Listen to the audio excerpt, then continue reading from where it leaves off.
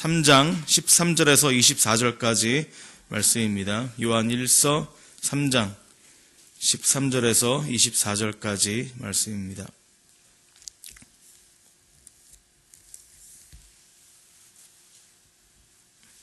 요한 1서 3장 13절에서 24절까지 같이 읽도록 하겠습니다. 시작. 형제들아, 세상이 너희를 미워하여도 이상히 여기지 말라. 우리는 형제를 사랑함으로 사망에서 옮겨 생명으로 들어간 줄을 알거니와 사랑하지 아니하는 자는 사망에 머물러 있느니라. 그 형제를 미워하는 자마다 살인하는 자니 살인하는 자마다 영생이 그 속에 거하지 아니하는 것을 너희가 아는 바라. 그가 우리를 위하여 목숨을 버리셨으니 우리가 이로써 사랑을 알고 우리도 형제들을 위하여 목숨을 버리는 것이 마땅하니라. 누가 이 세상의 재물을 가지고 형제의 궁핍함을 보고도 도와줄 마음을 닫으면 하나님의 사랑이 어찌 그 속에 거하겠느냐. 자녀들아, 우리가 말과 혀로만 사랑하지 말고 행함과 진실함으로 하자.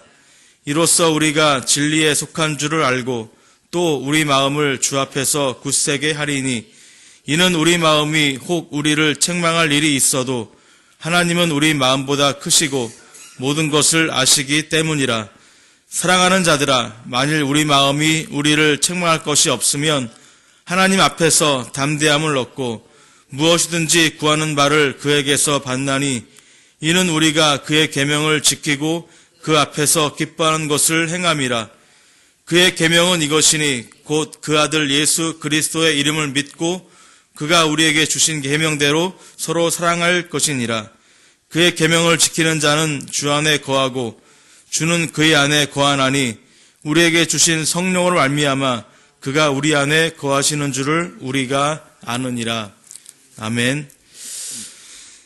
요한일서를 지금 오늘까지 9번째 보고 있는데요. 이 요한일서의 핵심은 계속 지금 같은 것이 계속 이야기가 되고 있죠. 뭘 얘기하고 있냐면 예수님에 대한 부분을 이야기하고 있고 또 무엇을 이야기하고 있냐면 사랑을 이야기하고 있습니다. 사랑.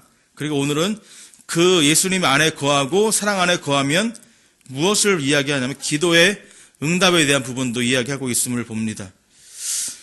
이 기독교 핵심을 지금 두 가지를 이야기하고 있는데 첫 번째로는 14절에 나와 있는 것을 볼 수 있습니다. 14절을 보게 되면 우리는 형제를 사랑함으로 사망에서 옮겨 생명으로 들어간 줄을 알거니와 사랑하지 아니하는 자는 사망에 머물러 있느니라 라고 해서 사망에서 생명으로 옮겨가도록 하는 것이 사랑입니다 라고 이야기합니다. 그 누구의 사랑을 말하는 거죠? 예수님의 사랑을 말하고 있는 것입니다. 사망은 죽음, 죽어있는 상태를 말합니다. 여기서 육신이 다해서 죽는 것을 말하고 있는 것은 아닙니다. 성경에서 말하고 있는 사망은 항상 죄로 인한 결과를 말하는 것입니다. 죄로 인한 결과고 형벌을 하고 할 수 있는 것입니다. 로마서 5장 12절 말씀을 보게 되면 이러므로 한 사람으로 말미암아 죄가 세상에 들어오고 죄로 말미암아 사망이 왔나니 이와 같이 모든 사람이 죄를 지었으므로 사망이 모든 사람에게 이르렀느니라 라고 해서 죄로 말미암아 뭐가 왔다고요? 사망이 왔고 모든 사람이 죄를 지었으므로 사망이 모든 사람에게 이르렀다라고 해서 죽음은 죄로 인한 결과를 말하고 있으며 하나님과의 단절을 말하고 있는 것입니다. 그러니까 죽은 자는 죽음을 이야기하고 있는 것은 성경에서 죽음을 이야기하고 있는 것은 육신의 죽음이 아니라 죄로 인한 사망을 말하고 있는 것이고 하나님과의 단절을 말하고 있는 것입니다. 여기서 죽음은 죄로 인한 결과를 말하고 있는데 마태복음 8장 22절에도 그런 것을 이야기하고 있습니다. 예수께서 이르시되 죽은 자들이 그들의 죽은 자들을 장사하게 하고 너는 나를 따르라 하시니라 해서 죽은 자들이 그들의 죽은 자들을 장사하라 라고 이야기하는 것은 죽은 자들, 죄인으로서 사람이 이미 죽어있는 상태를 말하고 있는 것입니다. 이미 죽어있는 상태, 죽은 자들을 말하고 있는 것은 죽어있는 상태를 말하고 있는 건데 이 죽어있는 상태는 죄로 인한 죽음의 상태를 말하는 것입니다. 예수님을 벗어난 상태를 말하고 있는 거죠. 우리도 예수를 믿기 전에는 어떤 상태였습니까? 죽어있는 상태를 말합니다. 이 요한복음 5장에 보게 되면 베데스다 연못에 누워있는 38년 된 병자의 상태를 바라보면 죽음의 모습이 좀 더 이해가 될 수 있을 것입니다. 그는 누워있는지 오래되었습니다. 38년이나 됐으니까 아주 오래된 거죠. 스스로 움직일 수가 없는 상태였습니다. 그 연못가에 누워있긴 하지만 눈만 뜨고 입만 이야기할 수 있는 상황입니다. 하나의 소망이 있다면 그 연못이 움직일 때 누군가의 도움을 청해서 그곳에 들어간다면 나올 수 있을까 하는 겨우의 바람이 든 것이죠. 그는 예수님이 누군지도 모릅니다. 예수님이 그에게 다가와서 물어봤을 때 그는 예수님에게 나를 그냥 저 연못에 밀어 넣어주세요 라고 말할 정도밖에 예수님이 누군지, 또 예수님을 믿으면 예수님을 통해서 자기가 살아나거나 병을 나을 수 있다는 거 전혀 생각하는 믿음조차도 없었습니다. 예수님께서는 그를 일으켜 세우셨고 그를 가라 할 때 그는 예수님의 명령대로 그 자리에서 일어나게 되어집니다. 하지만 그가 누구인지를 물어보지도 않습니다. 감사하는 말도 없습니다. 육체적으로 거의 죽은 자나 다름이 없기 때문에 영적으로 죽은 자입니다. 스스로 아무것도 할 수 없는 상태입니다. 인간은 그 병자와 같이 예수님을 믿지 아니한 상태는 모두 다 죽은 자들입니다. 그러니까 성경에서 말하고 있는 상태는 예수를 믿지 않는 상태는 모두 다 죽은 자들입니다. 아무리 화려한 옷을 입고 있어도 아무리 귀하게 아름답게 생겼어도 다 죽어있는 사람입니다. 이렇게 죽어있는 상태에서 생명을 옮길 수 있는 것은 그분의 사랑 때문인 것입니다. 예수님을 믿을 때 그 사랑 안에 거하는 자가 이렇게 죽음 안에서 생명의 모습으로 옮겨질 수 있는 것입니다. 이렇게 예수님도 우리와 같은 모습으로 죽으셨고 장사되셨습니다. 이제 오늘 수요 예배 때 이 죽음과 장사에 대해 더 한번 볼 건데요.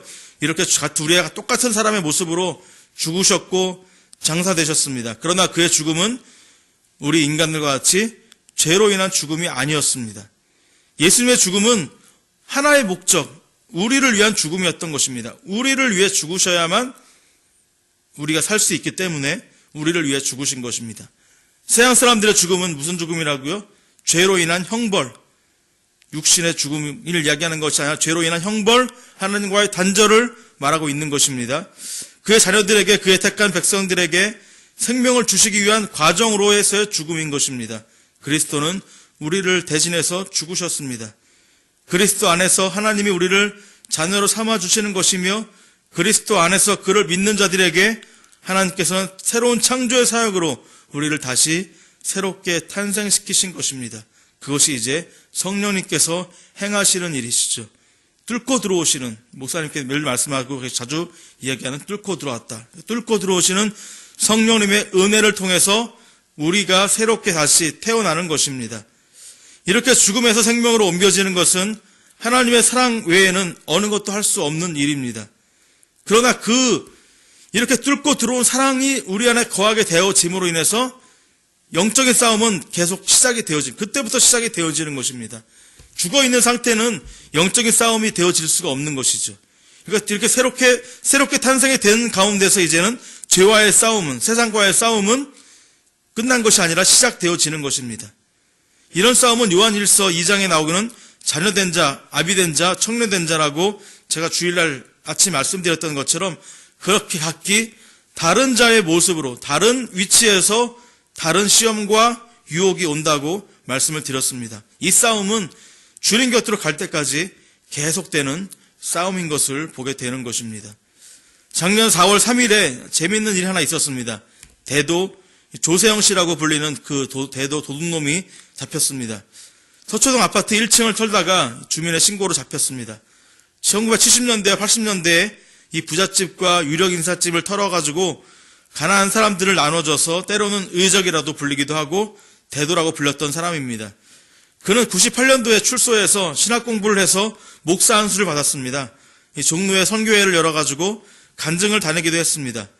하지만 그는 절도에 대한 습성을 버리지 못해서 일본에 가서 절도를 하다가 잡히고 2005년도에 2009년도 11년 그리고 올 4월에 잡힌 뒤에 선교 사무실을 차린다고 했는데 자금이 3천만 원이 없어가지고 선교 사무실을 차리려고 하는데 3천만 원이 없어가지고 그 비용을 만들려고 도둑질을 하다가 걸렸습니다. 얼마나 황당한 그 답변인가요? 그는 진정으로 사망해서 생명으로 옮겨지는 예수님을 만난 자가 아닙니다. 이런 모양으로 거짓 교사들처럼 하나님과 자신들이 늘 교통하고 있는 것처럼 이야기하는 자 하지만 진심으로 만난 자가 아닌 것이죠. 사망의 생명을 옮겨진 자는 이런 죄와의 싸움에서 자기 스스로를 계속해서 싸워 이겨나가는 노력이 있게 되고, 특별히 또 이자가 목회자라고 활동을 하게 되는데 목회자는 더 큰 싸움을 해야 되는데도 불구하고 이런 도둑질하다 잡혔다는 것은 진짜 하나님 만난 자의 모습이 아닌 것을 보게 됩니다. 두 번째로 기독교의 핵심은 말과 회로만 사랑하지 말고 행함과 진실함으로 하자라는 말씀입니다. 18절의 말씀입니다. 다시 한번 같이 읽도록 하겠습니다. 18절입니다. 18절 같이 읽겠습니다. 시작. 자녀들아, 우리가 말과 혀로만 사랑하지 말고 행함과 진실함으로 하자. 예, 요한일서에서 가장 특별하게 나오는 특징이 바로 행함에 대한 부분이 계속해서 언급이 되고 있습니다. 그리고 앞부분에 보는 앞에 있는 이 야고보서도 이 행함에 대해서 계속해서 언급이 되고 있는 것을 보게 되죠. 이 요한의 말만이 아닌 것입니다. 행함에 대한 부분은 요한의 말만이 아니라 예수님의 가르침이기도 합니다. 이 행함이라는 것은 원어적으로 보게 되면 일과 임무란 의미를 갖고 있습니다. 일과 임무. 즉 예수님의 일, 예수님의 임무라고 말할 수 있는 것입니다. 행함이라는 것은 예수님께서 하시는 것은 예수님의 일, 예수님의 임무. 그리고 만약에 요한이 앞에 본다면 요한의 일, 요한의 임무. 또 우리라 본다면 우리의 일, 우리의 임무라고 볼 수 있는 것이죠. 이것을 볼 때 행함은 믿음에서부터 시작이 되어지고 믿음에 의한 참된 순종으로 볼 수 있는 것입니다. 이렇게 이 말씀이 나오게 된 것은 거짓 교사들의 특징인 마귀들의 자녀들의 특징이 나오기 때문인 것을 보게 됩니다. 입술로만 외형적으로만의 모습을 이야기하고 있는 이들의 모습을 꾸짖고 있는 것입니다. 진짜 참된 사랑이 거하는 자는 그를 사랑함으로 인해서, 하나님을 사랑함으로 인해서 그로 인한 참된 순종이 나오게 되어지고 그 참된 순종은 사랑으로 이어져 가고 있는데, 여기 요한일서에 나오고 있는 거짓 교사들은 그런 마귀 자녀들의 특징을 갖고 있기 때문에 진짜 참된 행함과 참된 사랑이 나오지 않고 있는 것을 보게 되어지는 것입니다.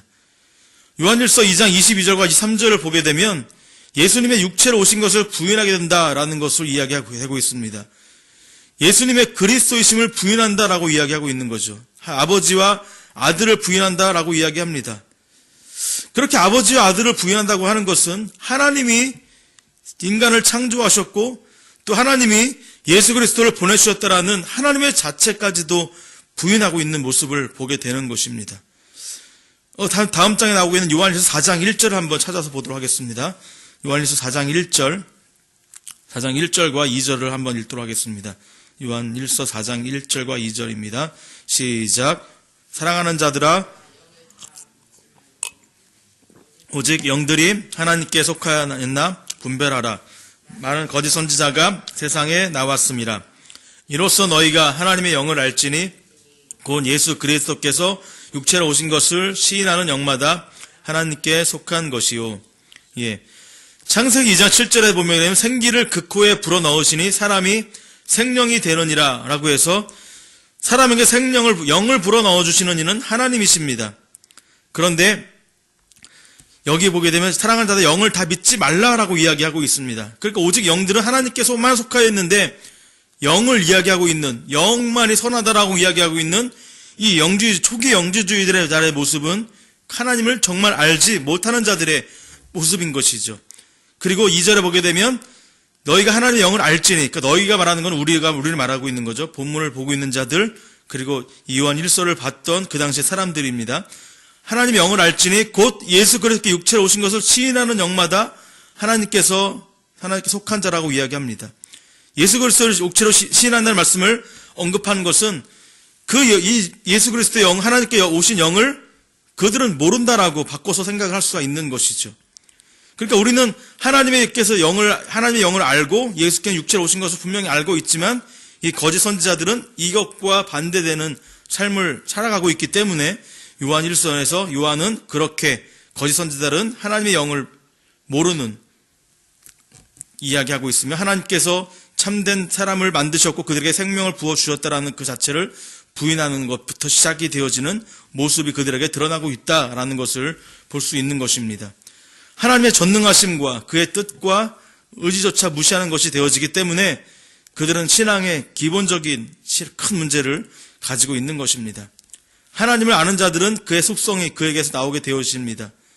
그래서 그들의 행동을 예를 들어 설명하고 있는 것입니다. 그래서 이 16절과 17절에 보면은 목숨을 버리시는 사랑, 그리고 재물을 가지고 있으면서 형제를 도와주지 않는 그 마음을 닫으면 어떻게 되느냐라는 이 두 가지의 예를 들면서 행함과 진실함을 표현하고 있는 것을 보게 되어지는 것입니다.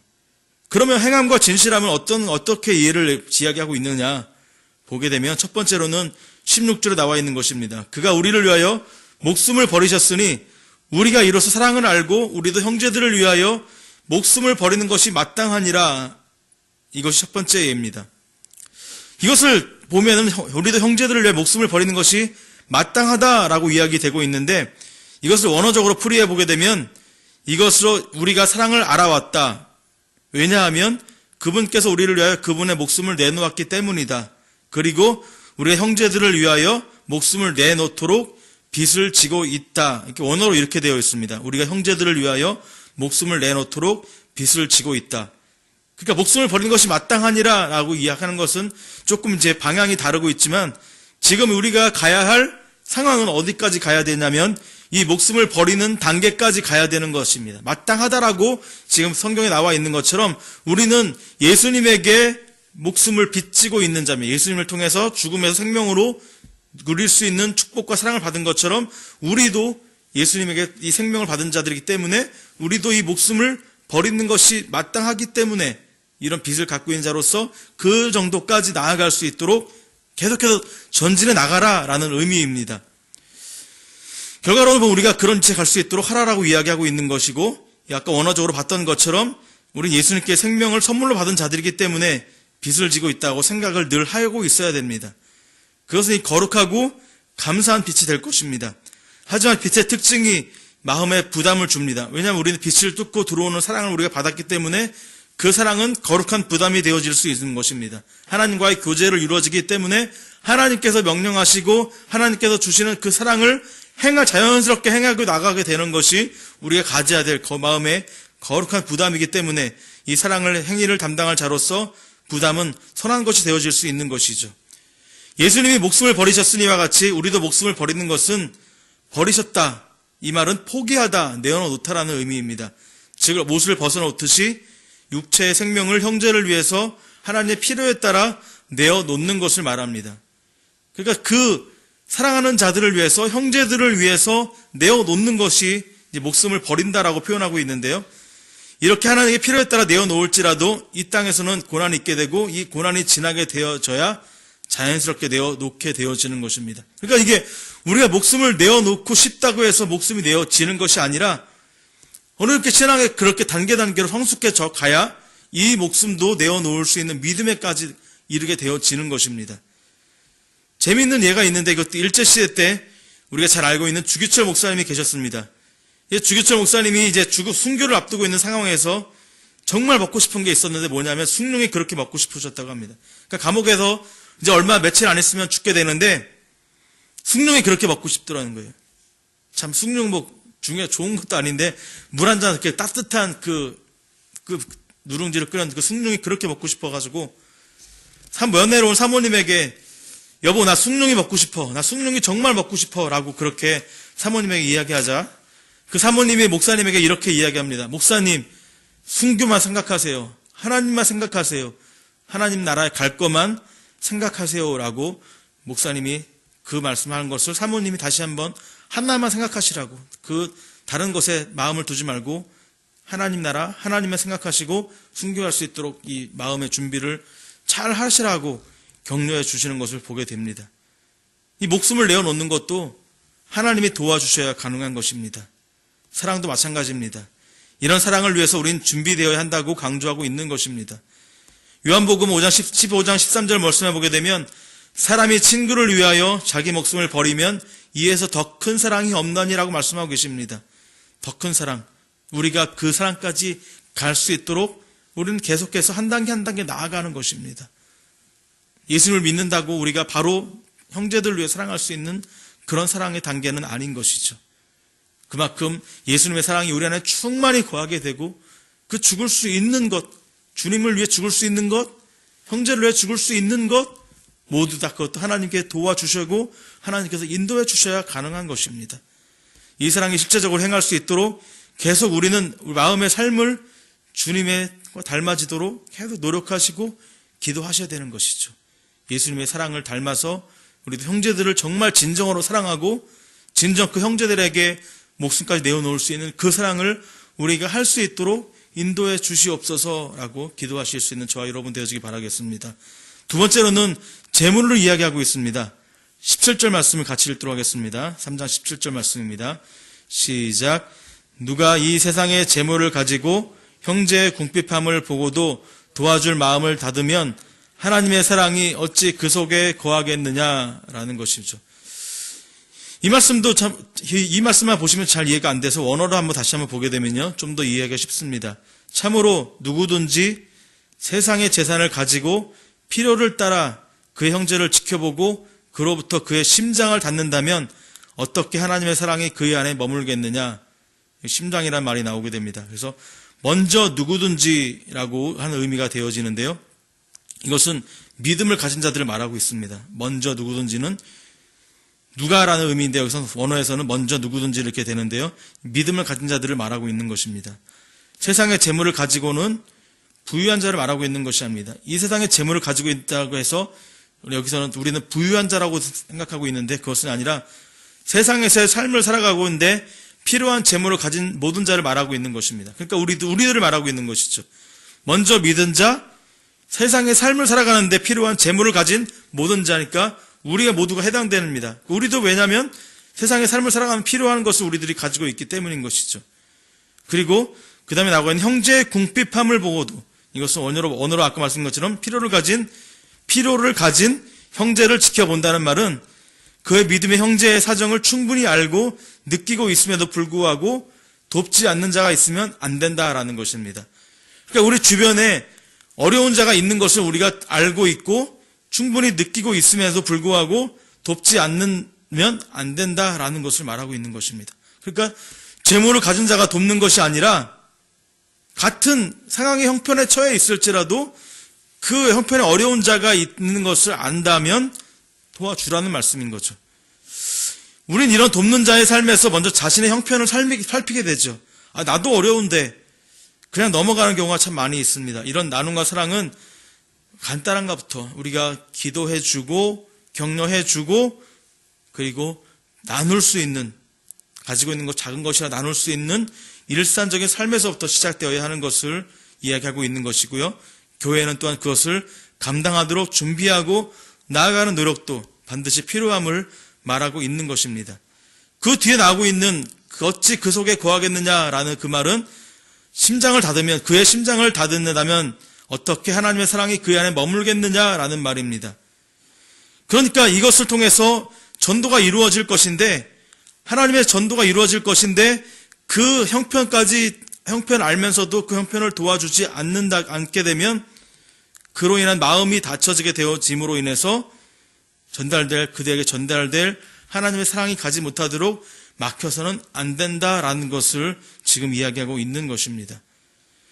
그런 경우를 통해서 이제 다시 한번 18절에 그렇게 정리하고 있는 거죠. 자녀들아, 우리가 말과 혀로만 사랑하지 말고 행함과 진실함으로 사랑하자라고 그렇게 이야기하고 있는 것입니다. 목숨까지 내어놓는 사랑, 그리고 내 형편이 낫지 않을지라도 나도 필요한 재물을 이 땅에 살아가면서 많은 것을 필요로 하고 있지만 그 더 어려운 사람들을 도와주고 나눠줌으로 인해서 참된 사랑이 그에게 전달이 되어지고 그로 하여금 복음을 들을 수 있는 길이 열려지기를 원한다라는 것으로 이렇게 쓰여지고 있는 것을 보게 됩니다. 이런 작은 마음의 행동까지도 하나님은 원하시고 계십니다. 그것을 통해 복음이 전달되어지는 것까지 하나님은 원하시고 계시는 것이죠. 이렇게까지 하나님의 사랑을 깨닫고 실천하는 가운데 우리가 회복되어지는 것이 바로 하나님과의 관계가 그만큼 전진이 있었던 것입니다. 그러면 우리는 무엇이 향상되고 있는 것일까요?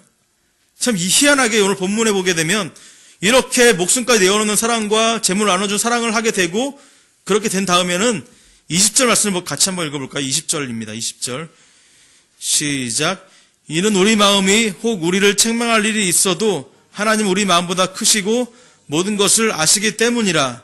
그리고 보면 사랑하는 자들아 21절에 보면 만일 우리 마음이 우리를 책망할 것이 없으면 하나님 앞에 담대함을 얻는다라고 이야기합니다.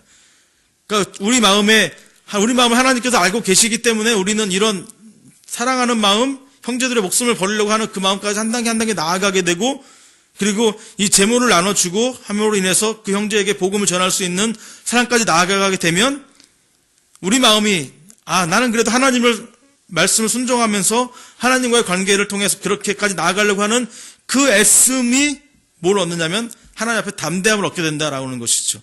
왜냐하면 내 안에 예수 그리스도의 사랑이 충만해지고 있는 상태이기 때문입니다. 예수 그리스도의 사랑이 충만하게 거하고 있는 상태가 되어지게 되면 기도의 응답이 되어진다는 것이 22절에 나오고 있는 것이죠. 무엇이든지 구하는 바를 그에게서 받나니 이는 우리가 그의 계명을 지키고 그 앞에서 기뻐하시는 것을 행함이다 라는 것을 이야기하고 있습니다. 기도에 대한 부분이 이 뒷부분에 이렇게 나오게 되는 것을 보게 되면 하나님과의 관계가 깊어지게 되면 하나님이 예수님에게 기도의 응답을 주시듯이 우리에게도 기도의 응답을 주시는 것을 약속하고 계시는 것입니다. 그래서 22절에도 이렇게 정리하듯이 언급이 되고 있었던 것이죠. 무엇이든지 구하는 바를 그에게서 받나니 이는 우리가 그의 계명을 지키고 그 앞에서 기뻐하시는 것을 행함이다 라고 말합니다. 확실한 기도의 응답의 조건입니다. 하나님의 명령이 하시는 것, 하나님 기뻐하시는 것을 행할 때 우리의 마음이 하나님에게 전달이 되어지고 하나님 마음이 또 우리에게 전달이 되어짐으로 인해서 우리는 이 땅에서 그것을 받아 누릴 수 있게 되어지는 것입니다. 하지만 이 정도까지 하나님과 깊은 관계가 맺어지게 된다면 우리는 세상에 있는 것을 구하지 않게 되어지죠. 하나님의 뜻과 하나님 영광을 위해서 기도하는 기도의 제목들이 더 충만해질 것입니다.